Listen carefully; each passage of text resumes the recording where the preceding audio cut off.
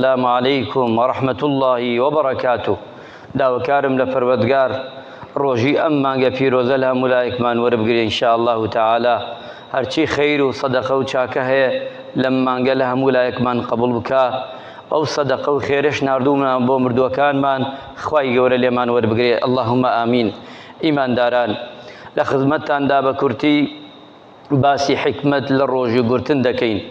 خواهي متعال جل جلاله أمانگا پیروزه ناردوا حكمت چیه و چند درسه که انسان بزانه بو روجو دگرین ایما. خواهي متعال جل جلاله آياتي كي نازل كردوا زور جار باسی رمضان دێ ئاەتەکانی ڕەمەزانمان دەکەوێتە یاد، بەڵام ئەبێ لەگەڵ دەقەکانە چی قورئان بێ چی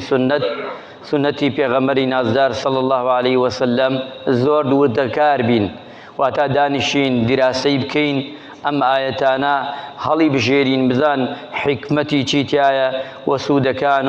و بەرهەمەکانی چی تایە لەگەڵ فەرمایشتی پێغەمبەری نازدارە صلی الله عليه وسلم.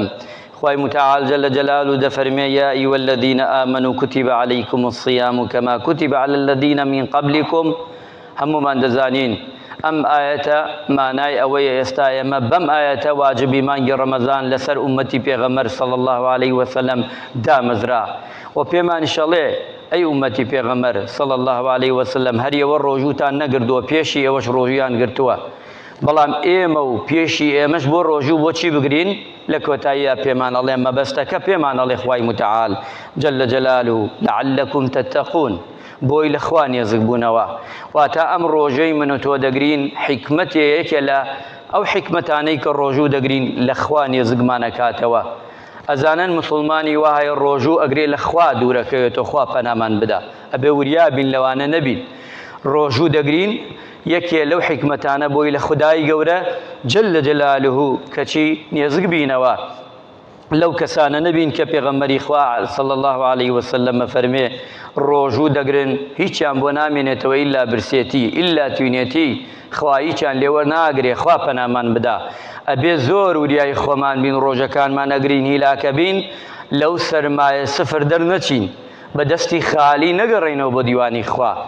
ڕۆژوو گرتن هەرەوە نییە ئینسان ڕۆژوو بگرێ و دەمی بگرێتەوە و لە خواردن و خواردنەوە هەتا ئێوارە، نە،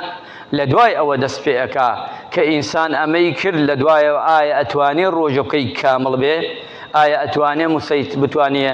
زاڵ بێ بەسەر هەموو جەستەی خۆیدا هەموو جەستەی بە ڕۆژوو بێ. پێغەمبەر گیانە فەرمی عليه الصلاة والسلام من لم يدع قول الزور والعمل فيه والعمل الصالح يعني والعمل الجنة حسن يعني حسن من النار. واتا کەسێک ئەگەر خۆی نەگرێتەوە لەو شەی خراپ، ئەگەر کەسێک خۆی نەگرێتەوە لە شەهادەی زور خوا پەناماندا. خەڵکی وایە ها بە ڕۆژوو درۆوەکە، خەڵکی وایە بە ڕۆژوو غەیبەتەکە، خەڵکی وایە بە ڕۆژوو جیمێن ئەدا، خەڵکی ها بە ڕۆژوو شەڕ ئەکا، فیتنە ئەناتەوە، غەیبەت بوختیان هەموو شتێک دەکا، بەس دەمی گردێتەوە لە خواردن و خواردنەوە، غەیری ئەمە نەیگردێتەوە لە هیچی تر. ئەو ڕۆژانە مایە پوچە ئەوانەیە کە پێغەمبەری خوا هەڕەشە ئەدا ئەڵێ دەمتان بگرنەوە لە خواردن و خواردنەوە و لە باقی شتەکانی ترش و ئەندامەکانتانش بگرنەوە. رب الصائم ليس له من الصيام إلا الجوع. ئەو کەسانەی هەم بە ڕۆژوو کۆمەڵێک هەن بەس برسێتیان بۆ دەمێنێتەوە وتینێتیان بۆ ئەمێنێتەوە. پێغەمبەری خوا صلی الله عليه وسلم ئەفەرمێ کەواتە ئێمە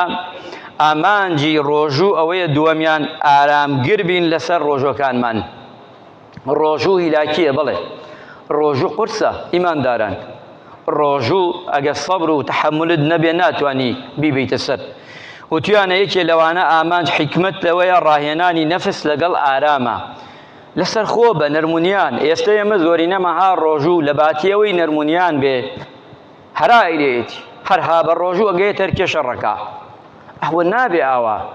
نابێ ئەو بێت تەحەمولمان بێ، ڕۆژوو فێری سەبرمانەکە وەکەم پیاوچاکانە فەرمویانە ئەبێتە سی ئارامگری، ڕۆژوو ئەبێتە سی ئارامگری. یەکێ لەوانە ئیبن ڕەجەبە فەرمێ باشترین جۆرەکانی ئارامگرتن لە ناو سەبر واتە لە ناویاندا ڕۆژوو گرتنە،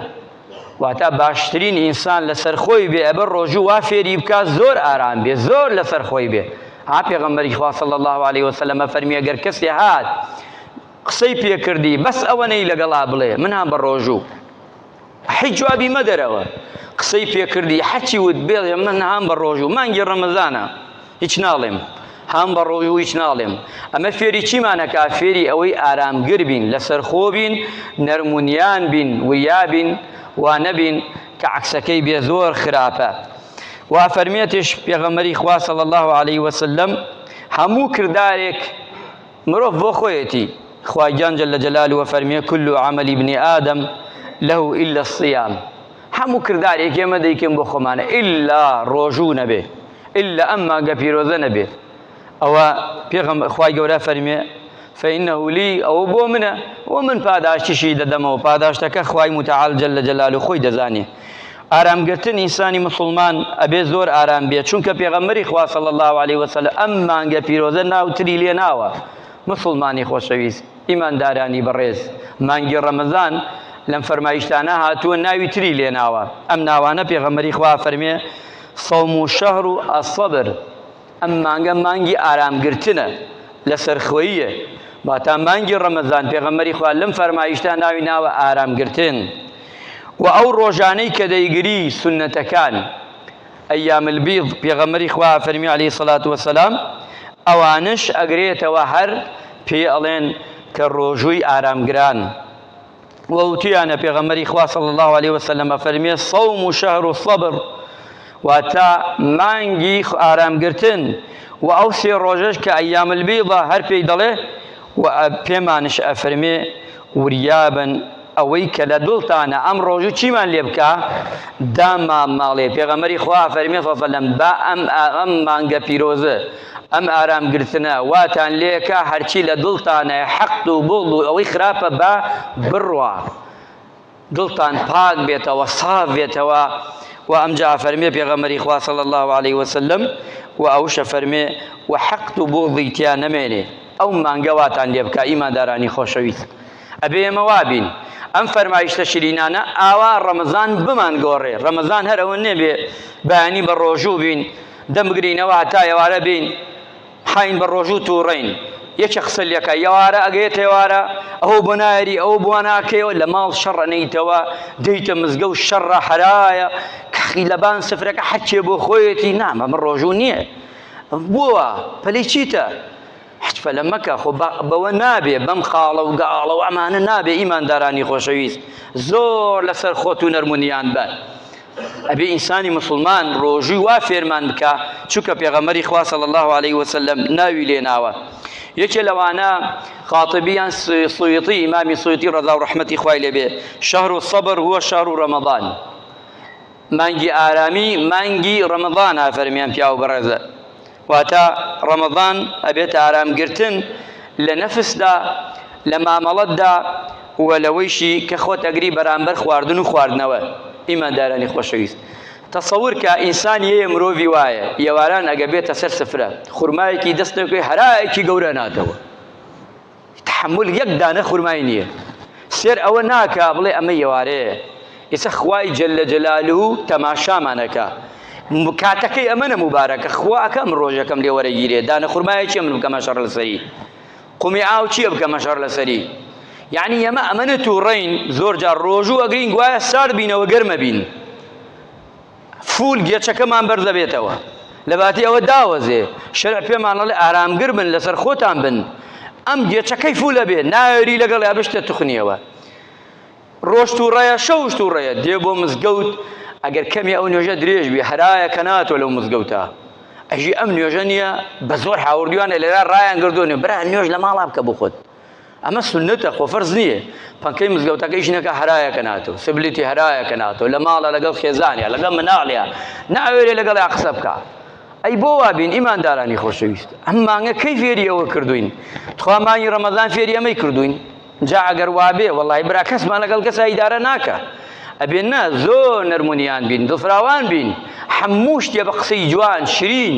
چونکە ئەم مانگە بەخوا زۆر بەرەکەتە زۆر لەوە گەورەترە ئەمانە ئێمە بکەینە شتێکی ئەوەی کە لە ڕۆژانەماندا خوانەکە دڵی مسلمانێ بڕەنجێنی لە خۆمان نا بەڵکو لەوە گەورەترە مانگی ڕەمەزانی پیرۆز ئەچینە لای پیاوێک چیرۆکێکمان بۆ گێڕێتەوە ئەفەرمێ خەڵکی مسرە ئەفەرمێ چوومە ئیسپانیا لە ئیسپانیا کابرایەکم بینی ڕۆژوم گرت کابرایەکم بینی مسلمان نەبوو لێمی پرسی ئەمە چیەوەی دەیکەن وتی ئەمە ڕۆژووە وتی ڕۆژوو یعنی چی وتی ئەمە ئاینی ئیسلامی پیرۆز فێری کردوین لە ساڵێکدا 30 ڕۆژ بە ڕۆژوو بین خۆمان گەورە پیر مناڵ گەنج ئافرەت گشتمان کابراش زۆر تعجوبیات ئەم کابرای ئیسپانیا تۆ تەماشای ئەمانە بکەوە جاری ئیسلامیان وەرنەگردووە تۆ ئەوان چۆن سێڕوان نە ئیسلام وتی یعنی ئێوە ئەم دینە هەمووتان ڕۆژ وەگرن وتی پرسیارێکی زۆر سەسوورمە وتی زۆر سەیرم دێ یعنی بەم گەرمایە پیاوتان ژنتان مناڵتان تەنانەت مناڵەکانتانش بە ڕۆژوو وەگرن ئەمەنە سەعات ئەڕوا بە ڕۆژوون وتی بەڵێ وتی وەڵڵی ئێوە زۆر هیمەتان بەرزە کورێوە دینێکتانەیە زۆر گەورەیە زۆر هیمەتان بەرزە ئەمجا ئەوەی وتی بەس بەداخەوە بۆ شتێکتان وتی چییە وتی لەم هیمەتە بەرزە 30 ڕۆژ بە ڕۆژوون بێژگە لە سونەتەکانی باس نەکردو ئەم پیاوە بووی وتی بەس بەداخەوە ئەم دینەتان ئەوەنە گەورەیە هیمەتان ئەمەنە بەرزە بۆ بەردەوامان لە دوای خەڵکیوە ئیمانداران هاگلێ وتی من زۆر شەرمەزار بووم ئەم قسەی کرد وتی باشە ئێوە بۆ بەردەوام هان لە دوای ئێمەوە خۆ ئێمەوانیمان ئێمە نە دینمان دینە نە ژیانمان ئەوەنە خۆشە بۆ خۆمان ئیمانداران ئێمە گەر ئیسلامی ڕاستەقینە جێبەجێکەین بەو خوایە هەموو دنیا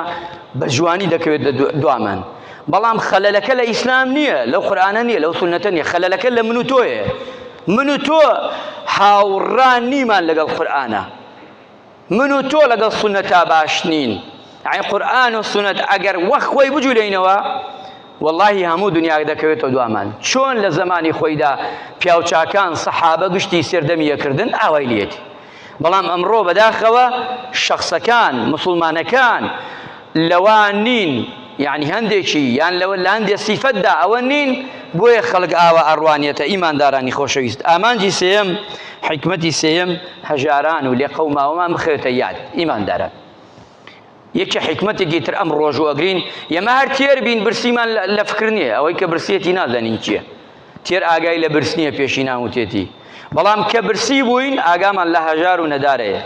گشتی فکرەکەی تۆ دانیشی کێ فەقیرە پارەکەم بدەمە کێ خواردنەکەم بدەمە کێ ئەمە چی والێکە ڕۆژوو ئەگەر ڕۆژوو نەبێ بەخوا قەت فکر ناکەیتەوە بە ساڵش فکر ناکەیتەوە دراوسەکەت لە برسا مری لەوێ ئاگال لێ نەبێ بەڵام ڕەمەزان وای لێ کردووی کە تۆ چی بیت کە تۆ فکر لە هەژارەکان بکەیتەوە وەک نەبی یوسف عەلەیهی السەلام تەماشاکە لەسەر خەزینەیەکی وڵاتێ گەورە وە نەک وەک ئەمڕۆ بەس پارە کۆکەرەوە بەداخەوە سێر ئەم دینە گەورەی ئێمەکە نەبی یوسف عەلەیهی السەلام تۆمەی پێ بکرا کە حەدیسەیەکیان بۆ دروست کرد ئەوە بوو بۆ داوێنپیسی پاک و پوختەی پێغەمبەری خوا صلی الله علیه و سلم دەرکەوت دوایەوە کردیانە ناو بیری چێنە ڕەزالەت دوای هات هەوڵاتێک سێ تەماشای دەمێ کرد ئایا خۆی وەک پاشا ژیا نە ئەچوو لە بەیتلمالی ئەو وڵاتە بێژین لە وزارەتی دارایی نای بەرجارێ بەنکەکانی ئەوروپا گشتی پڕکا بۆ خۆی ملەتەکەشی لە برسا بمرێ ئەمەی ناکرد نە ئەڕۆیی دانە دانە هەژارەکان بەدەستی خۆی داپیان ئەگەڕا بە دوای هەژار و نەدار و لێ قەوماوە خۆی بردوویان ئیمانداران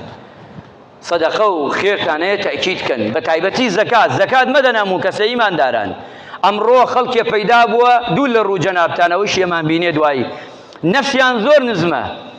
مستحق نین بە زەکات دێن ئەپاڕێن شەوە ئەو کەسانە ئەگەر بینیتان قەت نەکە بیدەنێ نەکوا بڵێی فەقیرە زەکات فەقیربوونی تیان نییە لەسەر تەکەوێ لە قیامەتە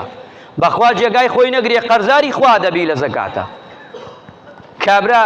سارێکی خانی هەیە دوو موچەی هەیە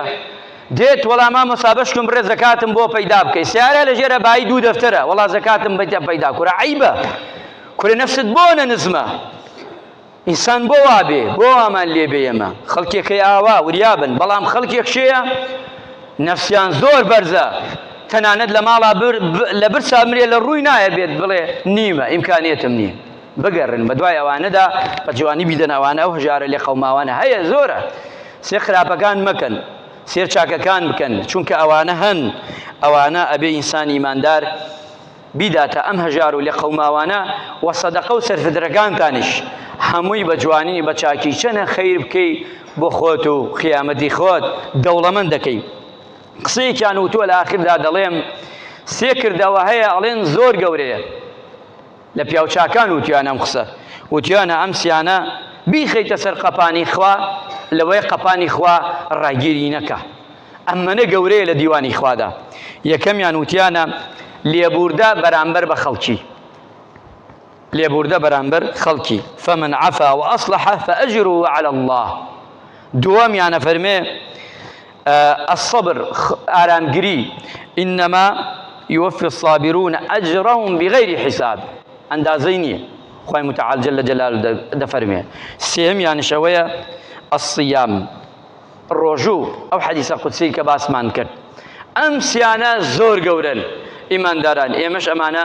زۆرینەی توشمان دێ لە مانگی ڕەمەزانە. خوای گەورە عیبادەت لە مولایەکمان وەربگرێ ڕەمەزانمان لێ قبول کە